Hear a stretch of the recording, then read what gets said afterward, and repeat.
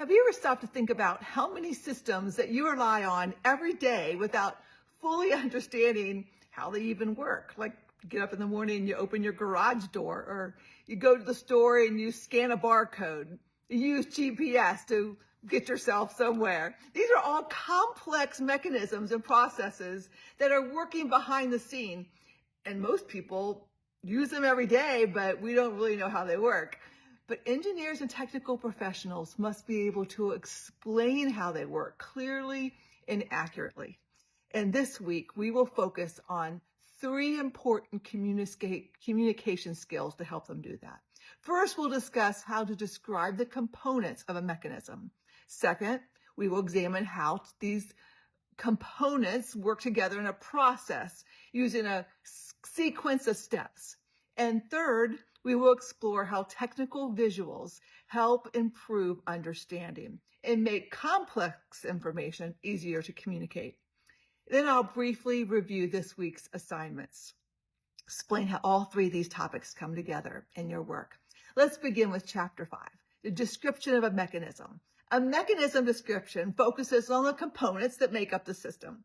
When an engineer describes a mechanism, they first identify the major parts and explain those functions. They show how those parts contribute to the overall purpose of the system. They don't just describe every single detail, but they focus only on what's the most important components, and then they explain those clearly to their intended audience. As you read Chapter 5, think about your own topic you picked last week. What are the major components? What parts are essential to its operation? How would you explain those parts to someone who's not an expert? Our second topic is Chapter 6, description of a process. So while Chapter 5 focuses on what the parts are, Chapter 6 discusses how all those parts come together.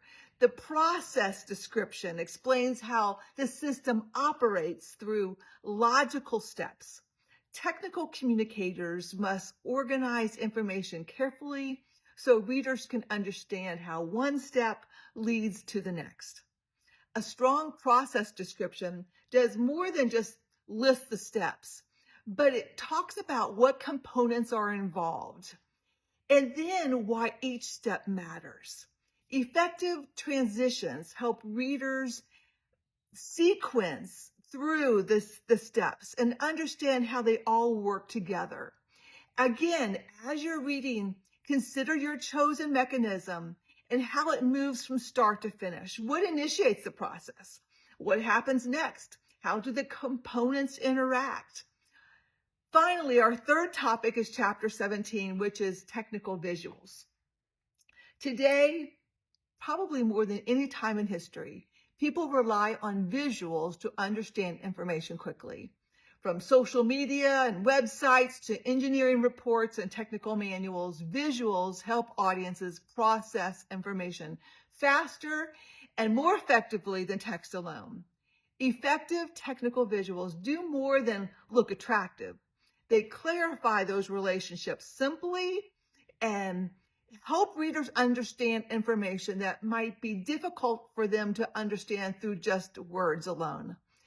This week's assignments bring all three of those chapters together. You will continue with the same topic you picked last week. First, you'll identify and describe the three major components of your mechanism, and then how those interact, work together. What's the sequence of steps? And then you will create a visual to help your audience understand. Your goal is not to impress readers with technical jargon. Your goal is to communicate clearly enough that a non-expert can understand how the system functions. As we conclude, remember the three major ideas for this week. Identify the key components of the mechanism, explain the process using clear sequence of steps, and then create visuals to help understanding. I'm looking forward to seeing your work. I hope you have a great week.